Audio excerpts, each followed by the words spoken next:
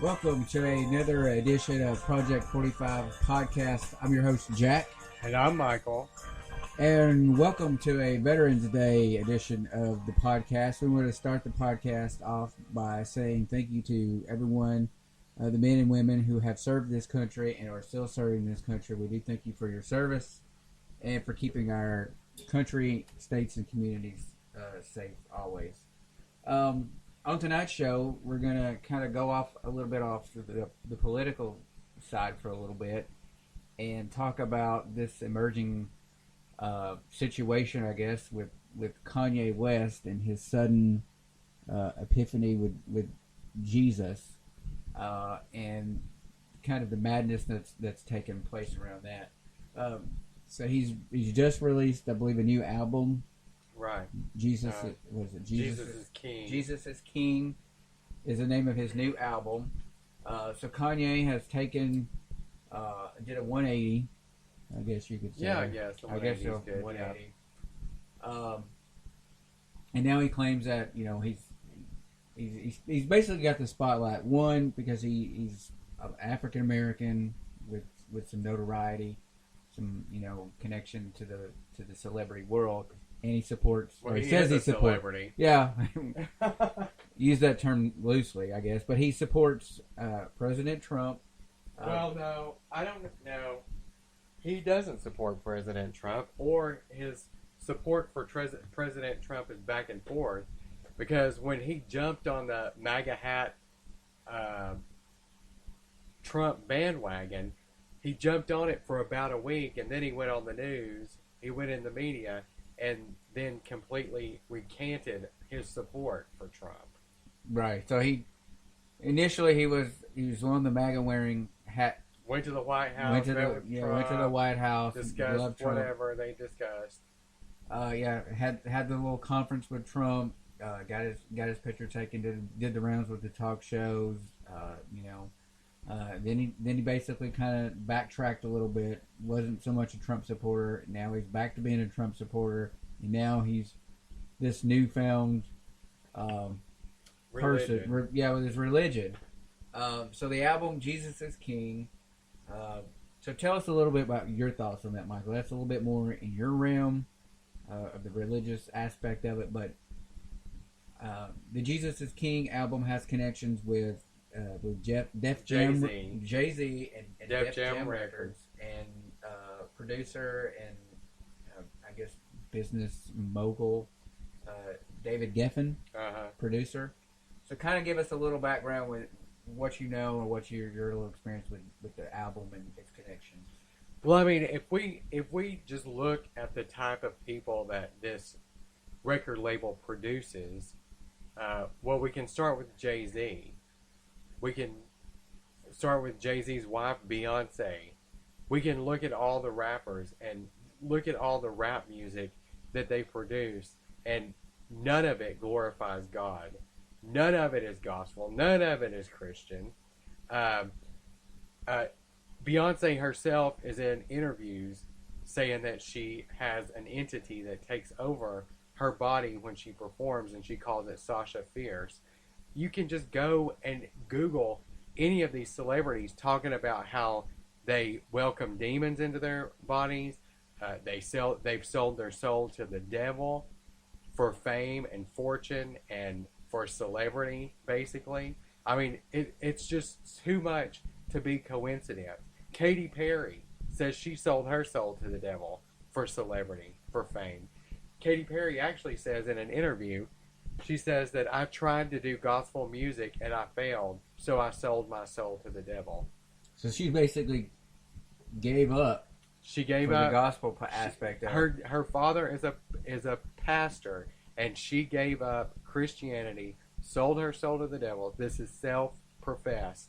Sold her soul to the devil for fame and celebrity. So there's this growing. I mean, a lot of people want to call it conspiracy or cuckoo-ness or whatever, but there's a connection between these celebrities, openly admitting in some cases, and then we'll maybe get to this a little later. They subtly will tell their audience their intentions or their devotions to certain entities or Satan or or whatever you want to call it, the evil, in exchange for fame, in exchange for the celebrity status that comes with, you know, a sacrifice or a newfound devotion to an evil entity.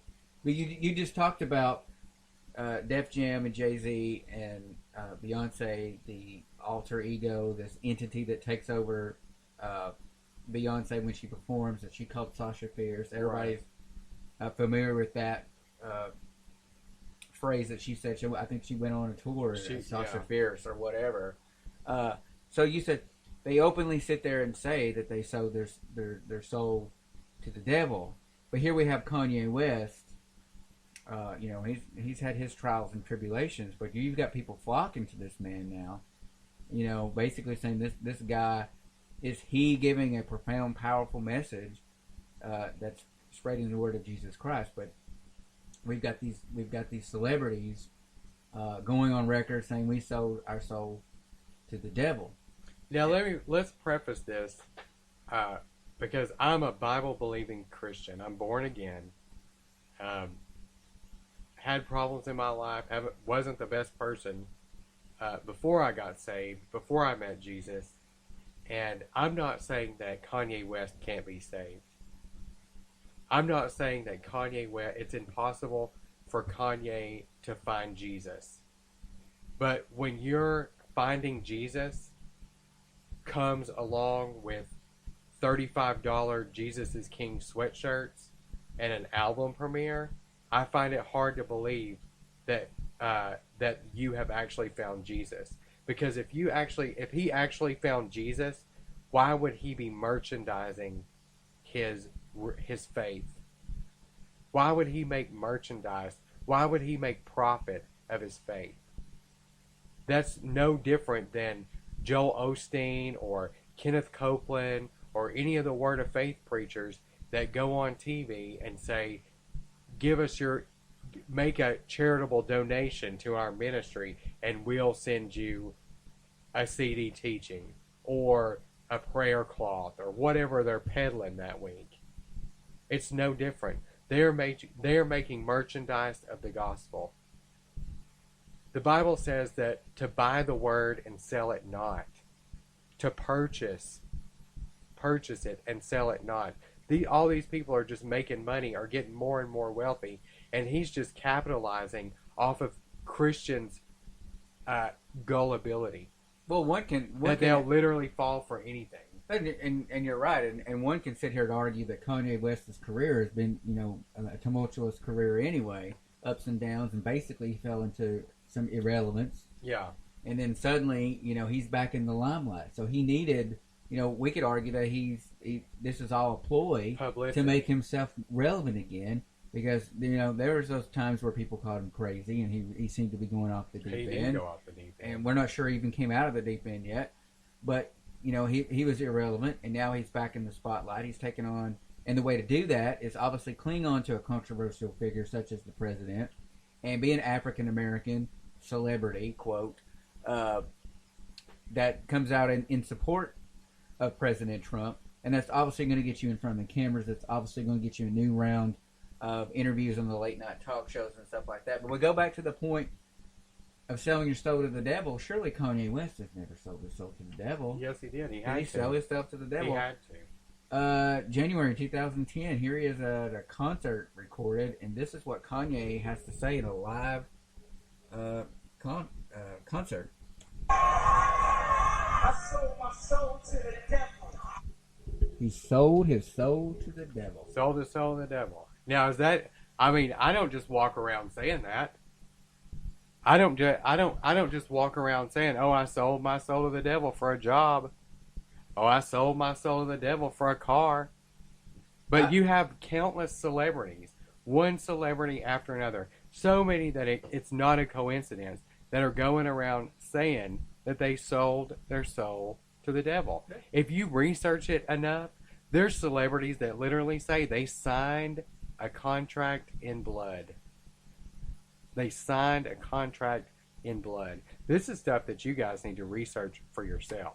I mean, we could sit here and tell you all this stuff, and this stuff is wackadoodles to most people. But if you really start to research it, if you really start to look at it, if you look at their obsession with occult symbolism, 666, the lyrics to their songs, murder, Eminem's 3 a.m. If you look at these songs and the videos, I mean, you know, people look at Taylor Swift, and she looks like this innocent, sweet girl next door. But then you watch the video. You watch one of her music videos. What's the name of that song? The music video of Oh, it's escaping my mind. oh, it's escaping. But I'll just go on record. I look at Taylor Swift and I can see in her eyes and I can tell that woman is cuckoo. Yeah. Clearly, that's my one problem with Taylor Swift is behind that innocent facade of this pretty little girl, you've got Taylor Swift who literally looks like she's crazy as a cuckoo owl, and you can tell that there's something going on with her. But you've got, I mean, how many people walk through life on a daily basis in a daily conversation with your coworkers or your employees or whatever, and you say, "Oh, I sold my soul to the devil today. You know, I sold my soul to the devil so that this job keeps, gives me, prosperity, or I sold my soul to the devil so that I can do such and such and such and such." But you got an epidemic of celebrities, one after another, say, "Oh, I sold my soul to the devil," and in exchange, it seems to be. I don't want to say it's a coincidence, but you got these moments where they say this, or they go on TV and they say this, and suddenly they've got this renowned interest by the media, this renowned interest in their career. Their career takes off again, and oh, look what you made me do. yeah, look what That's the name of the song. Look what you made me do. Watch the video. Watch the video of Taylor Swift's "Look What You Made Me Do," where she's a zombie. She's busting out of the grave. This stuff has absolutely nothing to do. If you listen to the song on it at face value, you could make it about anything, bad relationship or whatever. But then you watch this video, and the video has absolutely nothing to do with what you think the song might be about. The videos tell you basically a story of what it's actually about. What it's actually about, and that's basically, giving their life or their devotion or their allegiance to the occult. To the occult, right? Absolutely. So that's basically a point. It's a cult. It's actually a cult ritual. Right. So you're saying it's an basically occult ritual. That is basically telling the point in their I guess their devotion, or how would you word that? I guess that's the point of what is actually going on in their career. Yeah, what's actually going on in their real relationship with the occult in their real life at that very moment. Yeah. And like you said, it has. If you listen to the words on face value to the song and the video are you are the total disconnect. Yeah. And the video tells a different story than what's going on. But so you got Kanye West and his devotion to Jesus Christ and his newfound fame.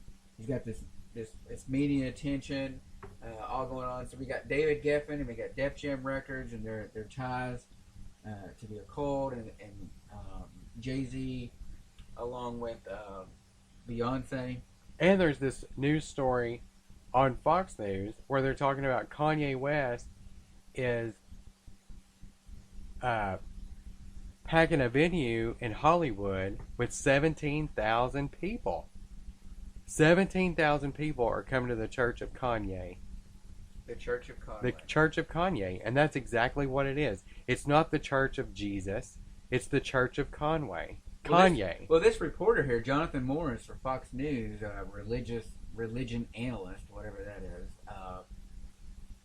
goes into this church apparently, and if you go and check out the video, it's on YouTube or foxnews.com. You can go and find it there as well. It's from November 11th, 2019. This guy goes into the church, the venue, and I think that the first thing that struck me when we watched the video, and I said this to Michael, I said this looks like some kind of occult ritual. You've got this group surrounding Kanye on stage. It looks like they're all dressed in these It's pretty a Hollywood bland. production. Yeah, there's pretty It's a bland, Hollywood production. drink the Kool-Aid type clothes, giving his spiel or whatever, and these people are dancing around Kanye as if they're uplifting him into, some sainthood or something. And it's clearly nothing like at a church that I would go to, and probably 99.9% of Americans would never go to a church where you're dressed in looks like potato sacks, dancing around Kanye. But you've got Fox News here legitimizing this guy. They do. Saying that this, it's a very powerful message that he's bringing to the American people if he's bringing Jesus Christ. So you argued what Jesus Christ? Yeah, exactly. So what do you mean by that? What do you mean by what Jesus? What Jesus Christ?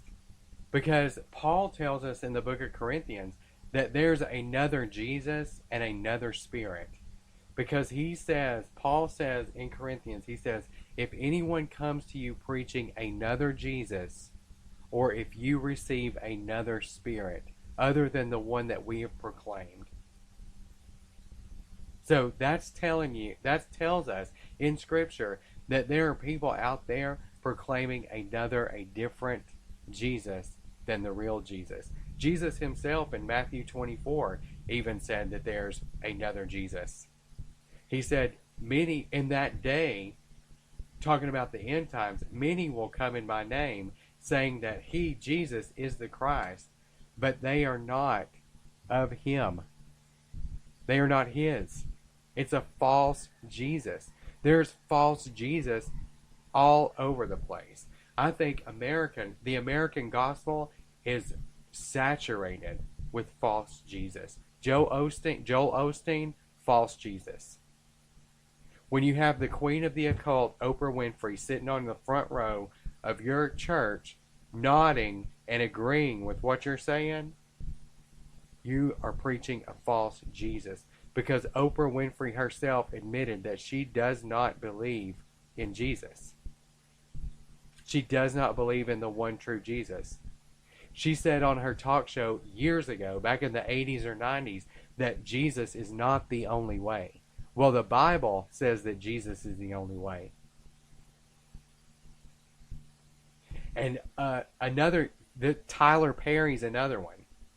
They'll say that Tyler Perry's a Christian, and this Christian. No. A man that puts on a dress and does his comedy and drag, he is not a Christian. Because a Christian man would not do that. If you look at Tyler Perry's movies, they are not Christian. There is nothing Christian about Tyler Perry's movie. Christian in name only. It seems today that you could just attach yourself with a celebrity status and just Christian. It's about marketing. And it's marketing marketing to a group of people. Right. You're marketing and yourself. It's basically That's like all Joel it is. Osteen and these preachers on television that are riding around in their new jets flying across the world and all this good stuff on the backs of the people that are sending them money. With the little carrot attached in front of it. It says, keep giving me your money. Look what God's done for me. I got this jet and I've got this mansion and I've got this pretty wife that's half my age and I've got all this plastic surgery to keep me from aging. And which they all have plastic right. surgery. And if you just keep giving me some of your money, your hard-earned money, you keep giving me your money, surely you're going to be rewarded like I am. And that's never really the case in these situations. And the same is applicable to this what's going on with Kanye. This is simply a marketing ploy by Kanye. The man, if you ask me, is cuckoo. I think he's cuckoo. And clearly look at his interviews across the span of the last few years, and there's so many inconsistencies, and there's a making of a man that has a complete mental disconnect. Oh yeah, totally. He's totally obsessed with himself. Yeah. And this is not the deification of Christ. He is not glorifying God. This is the deification of Kanye. Right, and I think this is the making a god out of Kanye. Exactly. And if you watch this Fox News video of this inside, and you see the footage of inside this church, I can think you can see that. I think you can see that Kanye is clearly, soaking up the attention and basically loving the fact that these people are worshiping around him. And I'll just say this: one of the people that they interviewed for this story on Fox News said that it's all this relative Christianity. She said that she is there to magnify the Most High and glorify God, and it doesn't really matter what the truth of the situation is, as long as God is being glorified. But what God is being glorified? I think we have. Let's see if this is the clip here. So, what would you say if people would say, this is Hollywood. This is just Kanye saying, you know. I don't think it's this one. I think it's the single lady, the one that is by herself. I would say, how many people are you bringing to Christ? Because Kanye's doing it. So. Is he though? Kanye, Is he Kanye people bringing Christ? anybody to Christ? And what Christ is he bringing the people to? Yeah, I think here. Let's see if we can get. Here we go. Let's see if we can get this.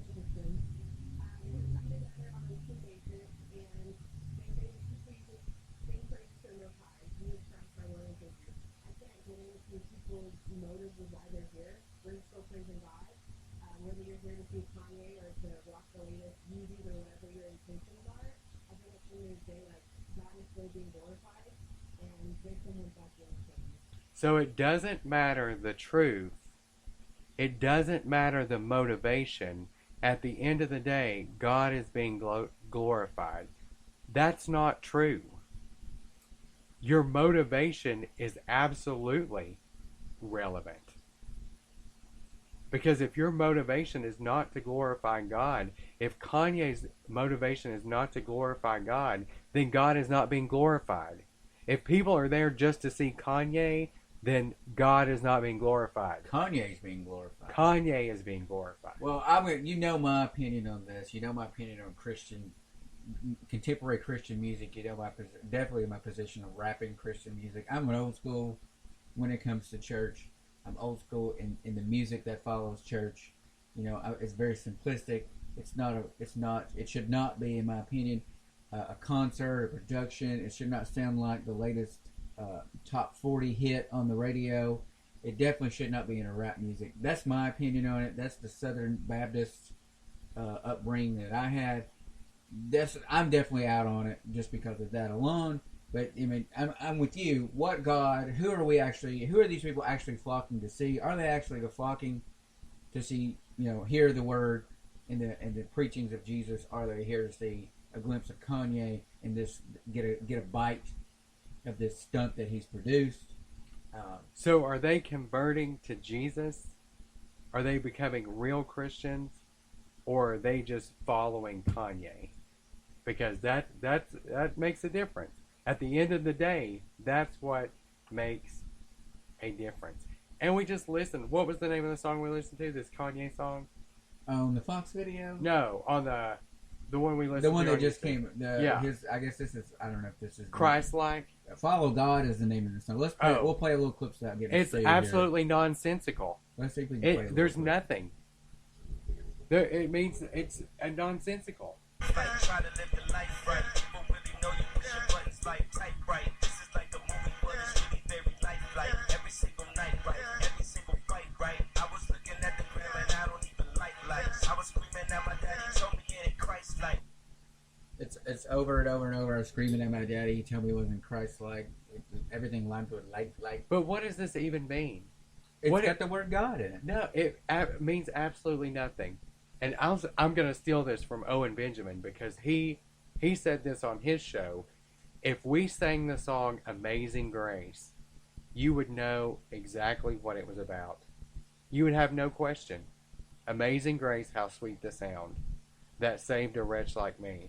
Kanye is just running words together that could mean anything to anybody. And they're nonsensical. They mean absolutely at the end of the day, they mean absolutely nothing, or they mean whatever you want them to mean. Well, here, we listen to this song. Hopefully I've got it in the right spot, or we can try to. Let's just kind of doing this on the live type version. But the part of the song that really throws my red flag that this guy's still cuckoo, that this guy's still out there, it should be locked up, is the ending to this song, which is absolutely ridiculous the way he ends the song. I think it's why, in a way, I think it's very telling. Picture or death smoke, wrestling with Get to God. the I end don't of this really wanna song. rest, so Spanish with the life, like everything in my life. Arguing with my dad, and he said, like, man.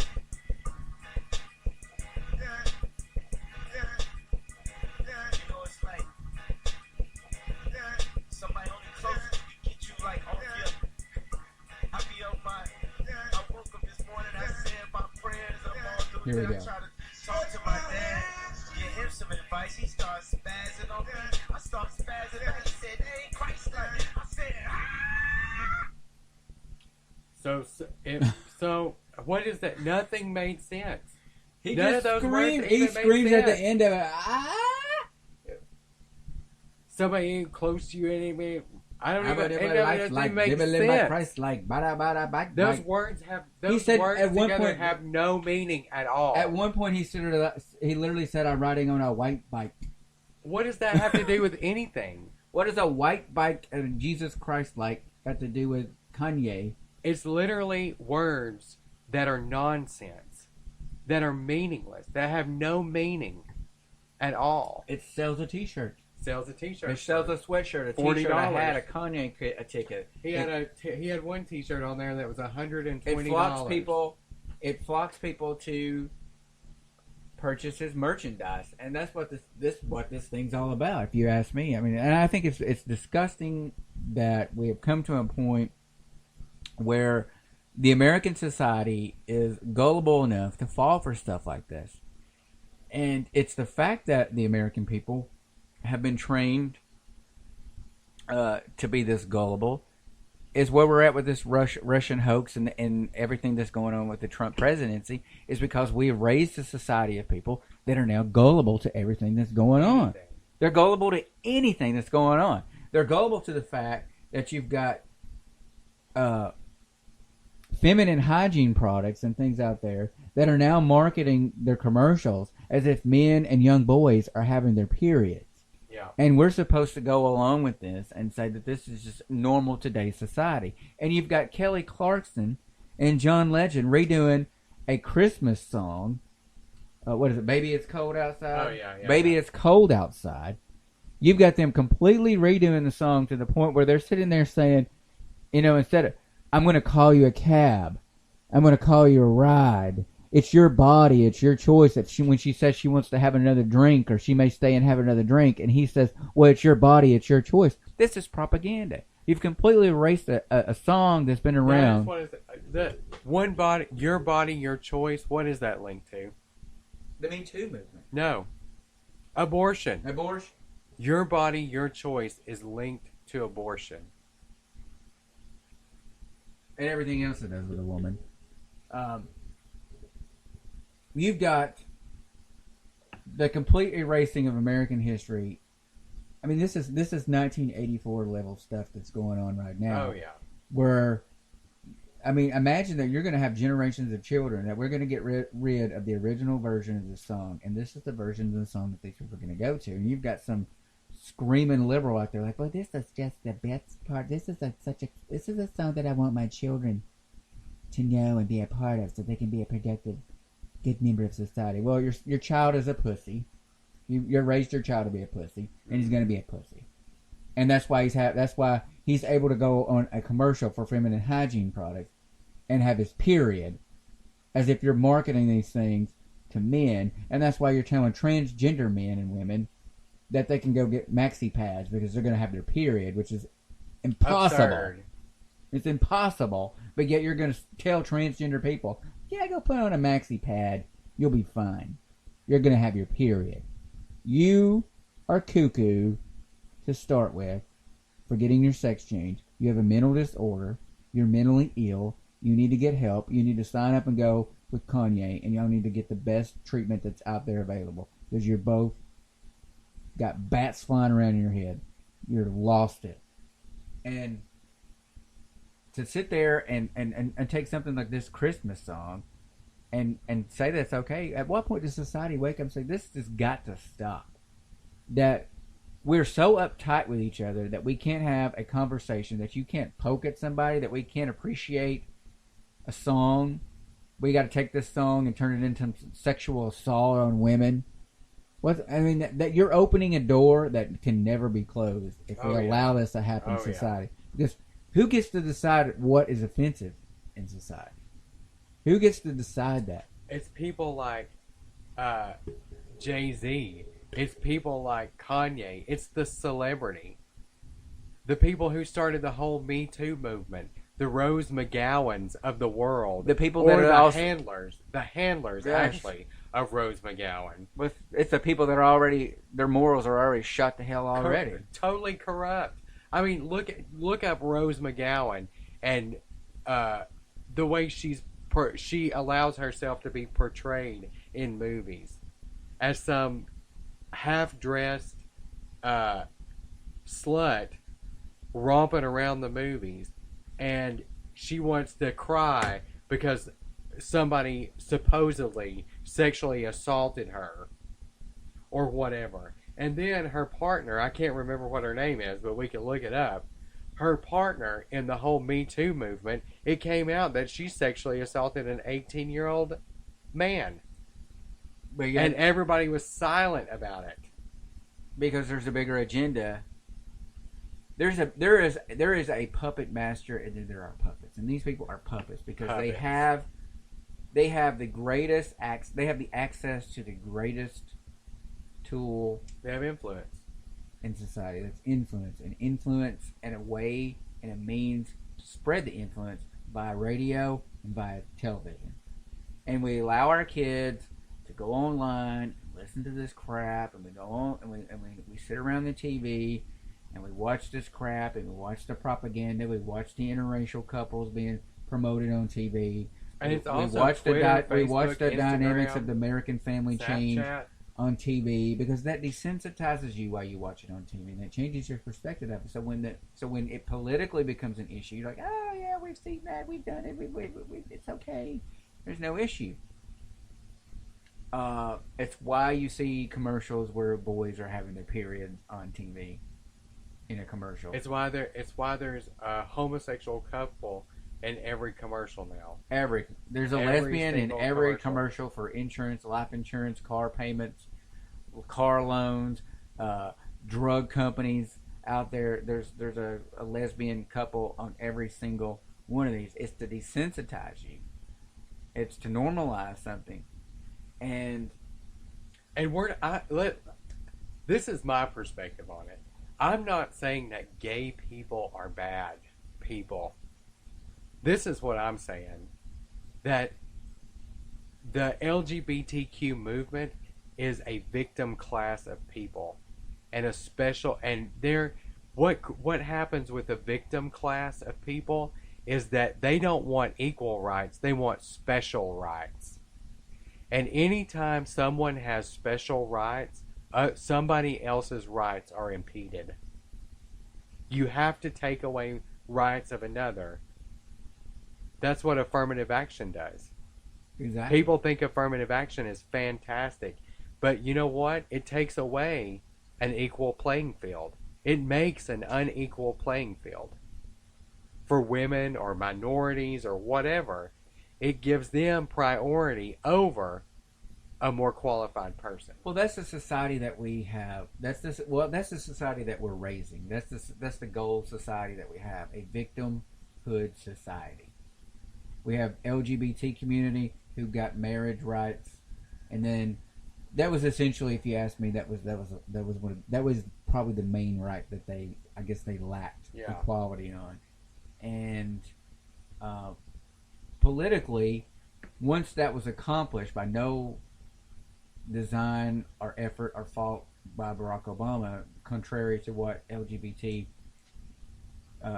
members of the community want to tell you, Barack Obama did not give you gay marriage. The Supreme Court did. Barack Obama was so much of a coward that he couldn't back his own words up.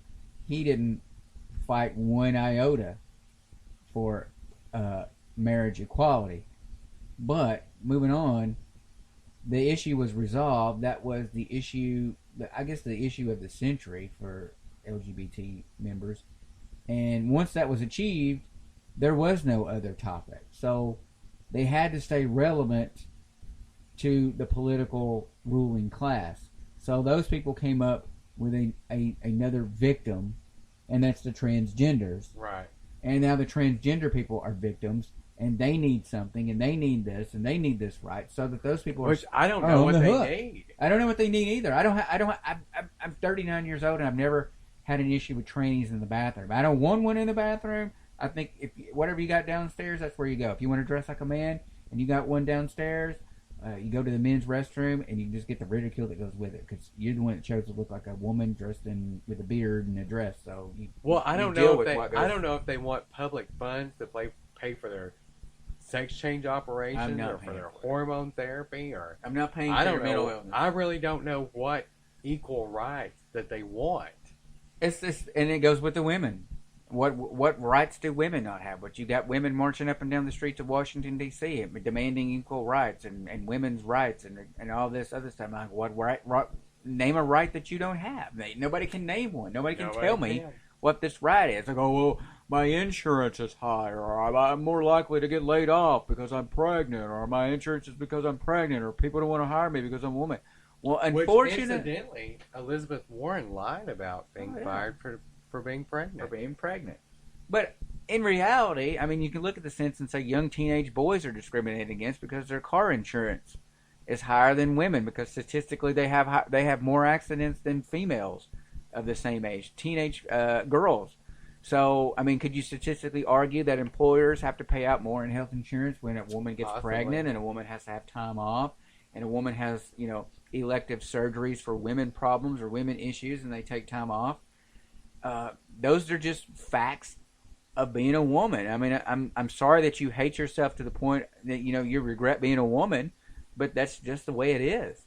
There are going to be certain biological things that a woman will experience and have by the nature and the grace of God that a man doesn't have, and those things cost more. Should they cost more? I don't know. Maybe they are more prestigious. Women may require more attention health-wise than men. I mean, surely if you have the ability to reproduce and carry a new human being inside you, I would go ahead and argue without having a medical degree that you probably would fall under the scrutiny of a doctor a little bit more than a man would.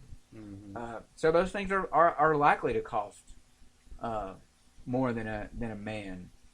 So I'm not going to sit there and argue that, but we tell black people that you're being held down by statues, you're being held down by injustice of the world, that the police are out here to kill you, that you're poor because the white guy did this, you're poor because of this, and that's not the case, because there's white people that are in poverty that can't get out of poverty, or there's white people that lack the education or the skills to pull themselves out of poverty.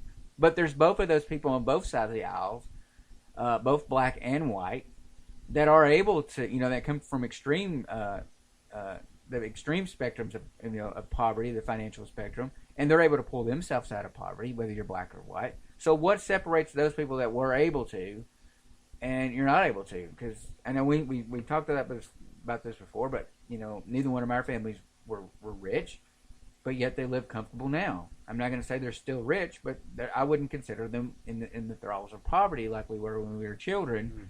Mm-hmm. Standing in line, waiting to get a bag of groceries, from a local church, because we didn't have enough money. So how do we come from that to where we are now, owning things and producing things? It's work. But when you consistently, like the Democratic Party does, tell people that you're a victim of this, and that, you beat somebody down mentally. You tell them there's no hope, and you give up. But yet the Democrat Party has painted itself as the savior and the answer for all these problems for years and years and years, and those problems are still there. Well, when you put somebody on the government dole, and you tell them, you put them on the payroll of the government essentially, and say, hey, we're going to pay you and you don't have to work, and your only hope is us, that maybe you'll get an increase on your food stamps or on your welfare check or whatever you might be, your disability check or whatever you might be on. When you tell those people that there's no way out but us, and the only thing that you give them is government crumbs, and they keep hoping for more, just a little bit more government crumbs, because people like Nancy Pelosi says, oh, we're going to get you an increase on your food stamps or on your welfare check, or if you vote for us, we're going to take care of you and give you free health care, then of course. Well, that's what the Democrats Of ran course. on in the midterms. You know, we're gonna better your health care. We're gonna pass laws that make your life better as an American.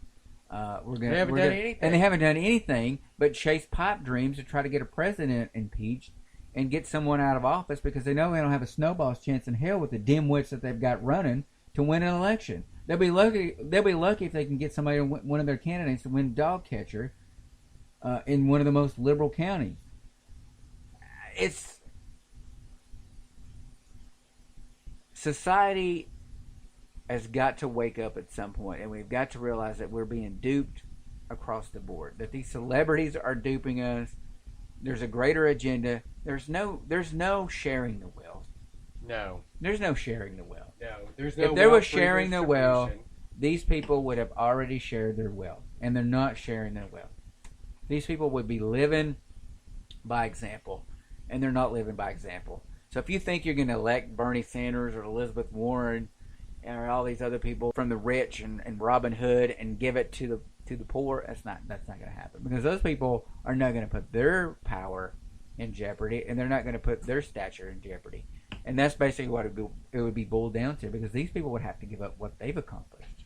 And I mean, it's funny because before you get to that, it's funny because you hear people like Kamala Harris, and you hear the typical politician is going to grab a hold of the microphone and goes, I remember when I grew up. I remember sitting around my parents' kitchen table and my dad looking over across at us as poor black children and thinking, how are we going to make it? How are we going to pay these bills? And my dad worked hard, and my dad put long hours in at the mill and the factory.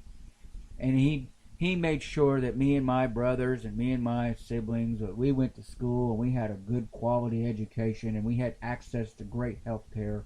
And my father sacrificed so much in his life so that we could live the American dream. And that's what I want for you. I want to give you that American dream. But nowhere in any of those politicians' speech did they say, well, we lived off the back of the government and we were a victim and we were always a victim, and we were told always and forever that we were never going to do anything, and my daddy told me we're always a victim when we're black, and the world's stacked against us, and we're never going to be rich. But here I am, Attorney General of the state of California, and a United States Senator. And now I'm running for President of the United States. Mm-hmm. Because my daddy worked hard from the factory. Bull crap. You were born into this. You slept your way to it. You cheated your way to it. You lied your way to it. You did whatever you needed to do. You kissed whatever you needed to kiss. You made what the connections you needed to get to where you need to go. And probably 99.9% of those stories, if the media had real access and did some actual journalism, are probably BS anyway. Mm-hmm. Daddy probably never worked in a factory. Daddy probably knew someone already in power who in turn took you under the wing and put you where you're at today. But no story in a political setting begins with, I'm a victim, always was a victim, will be a victim, yet I'm running for president. Well, I just want to pose this question also. When was the last time, and if this happened, I promise you the media would be all over it.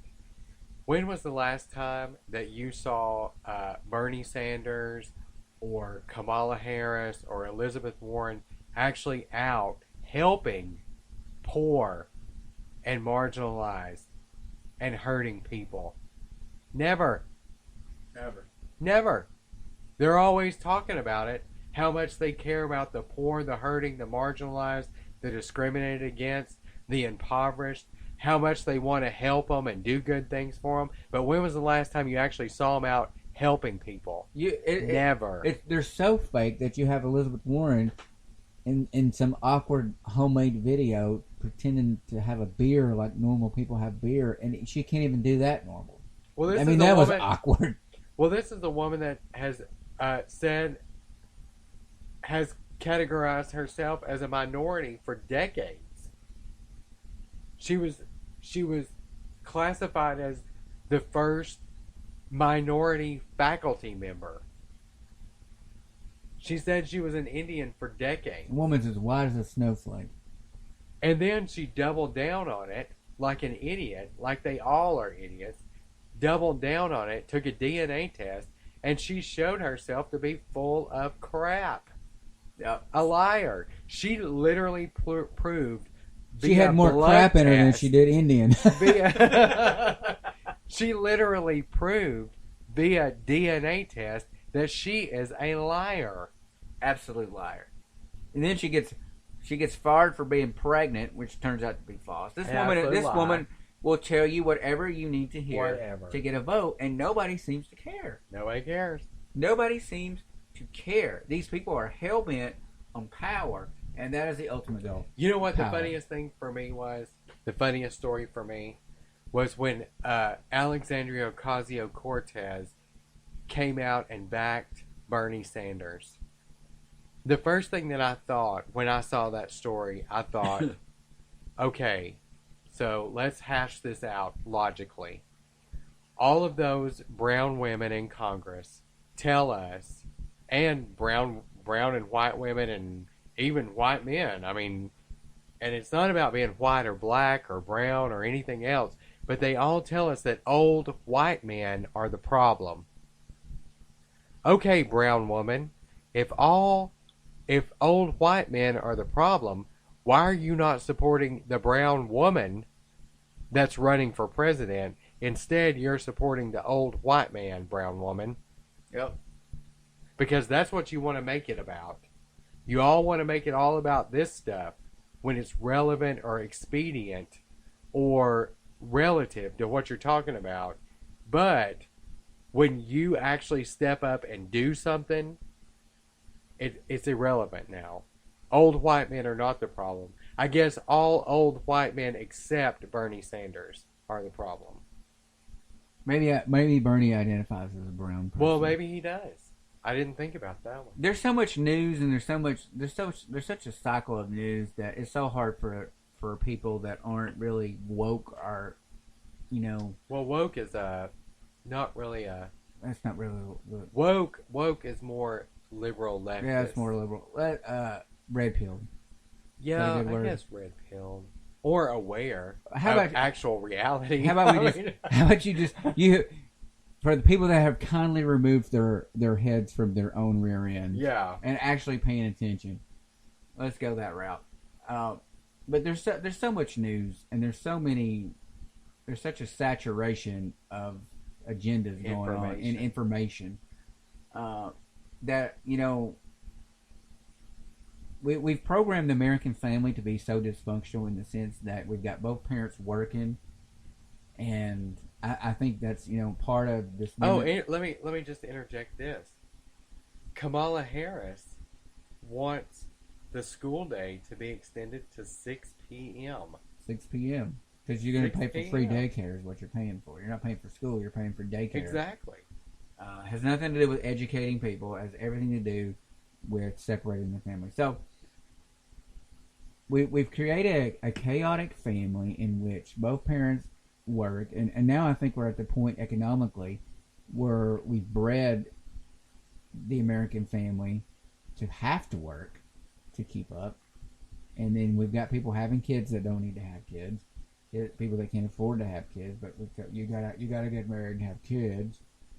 But we've got the dysfunctional American family. Both parents are working. Kids are playing soccer and football and baseball and basketball and tuba and band and skydiving and deep sea fishing, and they're in everything that you could possibly think of. You got mom working and dad working and taking all the kids to 16 different practices in one day.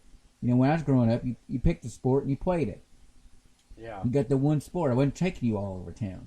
But we've raised a bunch of spoiled brats that have to have everything their way. Or they're going to pitch a fit in the middle of McDonald's and scream and cry and flop around the floor, and you're going to make Daddy really upset. Daddy's really upset that you're acting that way, your child. Look at your daddy, Christopher. Christopher, look at your daddy.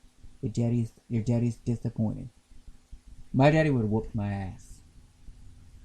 My daddy would have been not disappointed. My daddy would have hauled off with the back of his hand and smacked me across the face. And that's what you deserve. But we've got a dysfunctional family that cannot keep up with stuff in society. So we flip on the TV and we see the sitcoms, and it tells us what we need to see, or shows us what we need to see. It tells us what we need to hear, and then you flip on for the news, and you get excerpts of what they want you to hear, what narrative they're trying to what they want you to shape, believe. what they want you to believe, and you get those little excerpts, and you don't really have time to dwell into it, and you don't really see. You're getting duped over.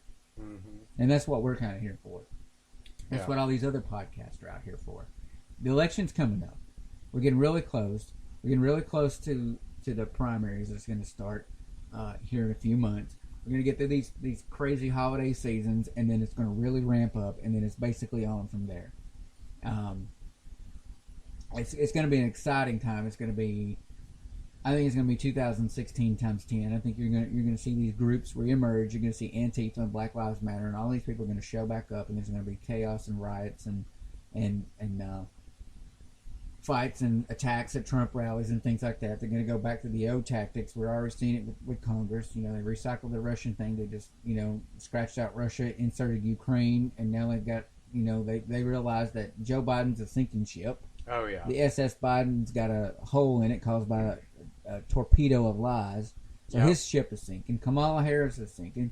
Bernie Sanders and Elizabeth Warren are so bat crap crazy that they're going to the church of Kanye. So, Well, they're probably going to be the nominees. they'll probably be the nominee. I see it's probably going to be Warren Sanders. But Sanders is going to have, or one of them's going to have to balance out the ticket. So I don't know if that's going to be a likely pair. I think if one of those gets the nomination, they're going to have to find somebody that's not so socialist to kind of balance out the ticket. But we'll get in that as we get closer. We'll speculate vice presidencies and all that good stuff. But basically, the family's in disarray. Society's in disarray. We've talked about it, with the discipline of the kids, the education of the kids, how we raise our kids by throwing an iPad or a tablet in front of these kids, a cell phone in front of these kids, why 12-year-old Susie's got Instagram accounts and Twitter and Facebook. Why she needs it, I don't know. What it does for her, I don't know. But then we're worried about why she's getting bullied or he's getting bullied at school, and they're on Facebook getting bullied, and it never ends because they have no escape. But we don't ever think, oh, well, let's just take the damn phone away from them. Yeah. Let's restrict their access to Facebook and social media. No, that we can't do that because they'll get upset and they'll pitch a fit and they'll cry, and we don't want to deal with it, and we don't want to be a parent. Well, if you're not going to be a parent, somebody's going to raise your child for you. If you want the United States government or your government to raise your child, then your child is going to be a disrespectful, inconsiderate prick, a victim, a perpetual victim, and is going to be on the teat of the government for the rest of their life, and you've not raised one independent child. So think about that. As we get ready to get into this upcoming election season, and things are going to pick up, and hopefully we progress from there. But that's going to do it for this edition of Project 45. We hope that you were entertained, that you got a little insight, a little information. Be sure to follow us at Project 45 on Facebook. That's facebook.com/Project45MAGA, MAGA. You can also follow us on Twitter at Project_45. Email us at Project45MAGA@gmail.com. I'm Jack. And I'm Michael. Have a good night.